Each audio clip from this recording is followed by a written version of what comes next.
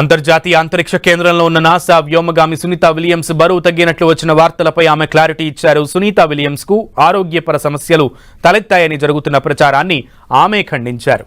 తన ఆరోగ్యంపై సునీత విలియమ్స్ అంతర్జాతీయ అంతరిక్ష కేంద్రం నుంచి స్వయంగా మాట్లాడారు. సునీత మాట్లాడిన ఓ వీడియోను ఐఎస్ఎస్ తాజాగా రిలీజ్ చేసింది.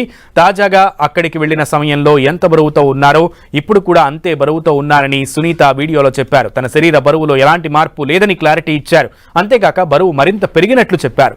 తన ఆరోగ్యం క్షీణించడం లేదని, మైక్రోగ్రావిటీ కారణంగా శరీరంలో సాధారణ ఫ్లూయిడ్ షిఫ్ట్ల వల్ల మాత్రమే బరువు తగ్గినట్లు కనిపిస్తున్నట్లు సునీత చెప్పారు.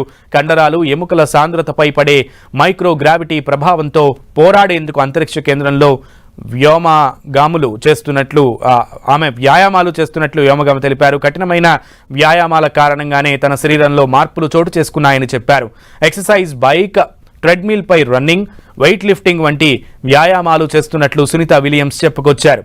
తన తొడల భాగంలో బరువు పెరిగిందని, అందుకే బరువు తగ్గే వ్యాయామాలు రెగ్యులర్గా చేస్తున్నట్లు సునీత వీడియోలో తెలిపారు. అంతర్జాతీయ అంతరిక్ష కేంద్రానికి 8 రోజుల మిషన్ కోసం ఐఎస్ఎస్ వెళ్లినటువంటి సునీత విలియమ్స్ ఈ ఏడాది జూన్ నుంచి ఇప్పటి వరకు తిరిగి రాలేదు.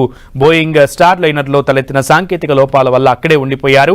సునీత విలియమ్స్, బుచ్ విల్మోర్ ఇద్దరిని వచ్చే ఏడాది ఫిబ్రవరిలో భూమికి తీసుకువచ్చేందుకు నాసా ఏర్పాట్లు చేస్తోంది.